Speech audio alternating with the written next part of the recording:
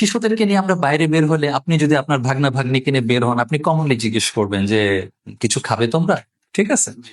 তা আমি ওদেরকে বললাম যে আম্মু কিছু কি খেতে চাও? তো ওরা এমনিও লাজুক স্বভাবের এবং মানে এত লোকের সামনে ওরা জোরে কথা বলেও না।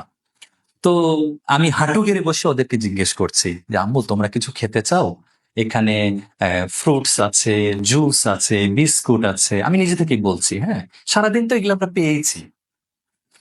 তো ওরা বললো যে আব্বু আইসক্রিম খাবো। হ্যাঁ, বিশ্বাস করেন আমি তো যেহেতু জোহরের আগ পর্যন্ত আশেপাশে ঘুরেছি, আমি আইসক্রিম দেখি না। আচ্ছা, হ্যাঁ, তা আমি ওদেরকে বলেছি যে আম্মু আইসক্রিম তো এখানে নাই, তুমি লাবান আছে, তুমি কি লাবান খাবা? তা আমি হাঁটু গাড়া বসা ছিলাম, এবার উঠে আমি খুঁজতেছি যে কোন দিকে লাবান পাবো। হ্যাঁ, ঠিক আছে, কোন দিকে লাবান দিচ্ছে কিনা, জাস্ট বড় বড় লরির দিকে তাকিয়েছি যে কেউ লাবান দিচ্ছে কিনা। ওরা আবারও বললো না আব্বু আইসক্রিমই খাবো। তা আই ওয়াজ স্টিল লুকিং, আমি দুই পাশে দেখছি।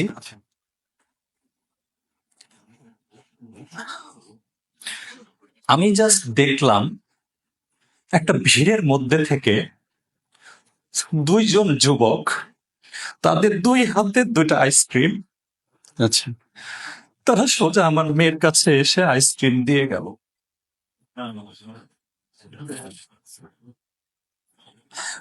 আমি বুঝলাম না এত দূর থেকে ভিড়ের মধ্যে থেকে দুজন আসবে কেন হাতে আইসক্রিম নিয়ে। যদি হতো তাদের হাতে ডজন ডজন আইসক্রিম আছে আমি মেনে নিতাম, দে আর অলরেডি ডিস্ট্রিবিউটিং। দুজন লোক, একজনের হাতে একটা আইসক্রিম আর একজনের হাতে আরেকটা আইসক্রিম। আল্লাহ সুবহানাহু ওয়া তাআলা আপনাদের জন্যই পাঠিয়েছে, বাচ্চাদের জন্যই পাঠিয়েছে বিষয়টা। আমি জানেন আমার জাস্ট মনে হলো তখন, আমার জাস্ট মনে হলো আল্লাহ আমাকে বুঝাই দিলেন শিবলে এটা আরাফার মাঠ, আমার ছোট হাজি চাইছে আইসক্রিম খেতে, তুমি জানো না এখানে দোয়া কবুল হয়? আমার জাস্ট মনে হলো আল্লাহ বুঝাই দিলেন how dare you tell them এখানে আইসক্রিম নাই। আমি তো এটা বলতে পারতাম আচ্ছা আম্মু আল্লাহর কাছে চাও দেখা যাক পাওয়া যায় কিনা। আমি কেন সিদ্ধান্ত দিলাম এখানে আইসক্রিম নাই? তুমি কি লাবান খাবা? Why did I offer them alternative? আমার আসলে বলা উচিত ছিল আম্মু আল্লাহর কাছে চাও দেখি খুঁজে পাওয়া যায় কিনা। আমি এখনো ভুলতে পারি না যে ওই দূর আমি দেখতে পাচ্ছিলাম, বুঝলেন, প্রায় 30-40 হাত বা 20-25-30, আমি জানি না এক্স্যাক্টলি, একটা ভিড়ের মধ্যে থেকে দুজন আমাদের দিকে আসছে। They even did not talk to us. Ice cream দুজনকে দিয়ে দিল, সম্ভবত আমি যদি ভুল না বলে থাকি মাথায় একটু, মানে ছোট বাচ্চাদের মাথায় একটু আদর করে চলে গেল।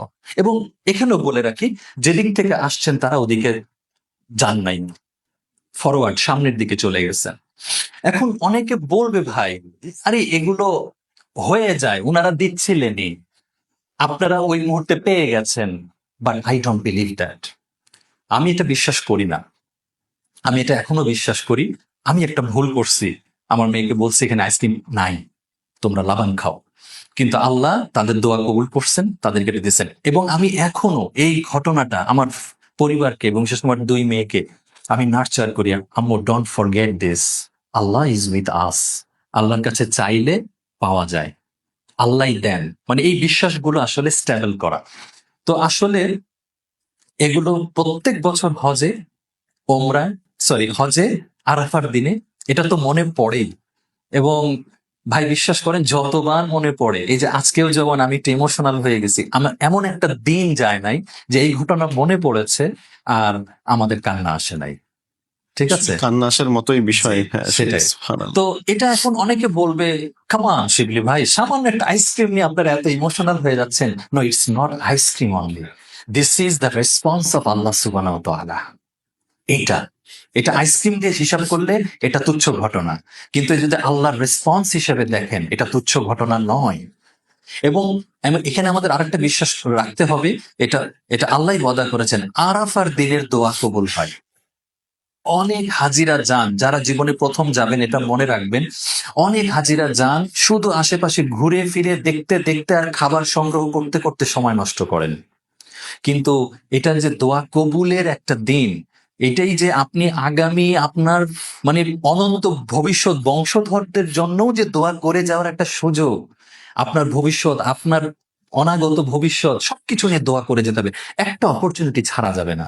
সুতরাং আমি বলবো যে আপনারা কেউ প্লিজ ভবিষ্যতে যারা যাবেন, এই যে একটু আগে তো আমরা সেলফি টেলফি এর কথা বলছিলাম, এগুলো তো ত্যাগ করবেনই, সাথে আমি বলবো অযথা সময় নষ্ট করবেন না আরাফার দিনগুলি। দোয়া দোয়া আর দোয়া।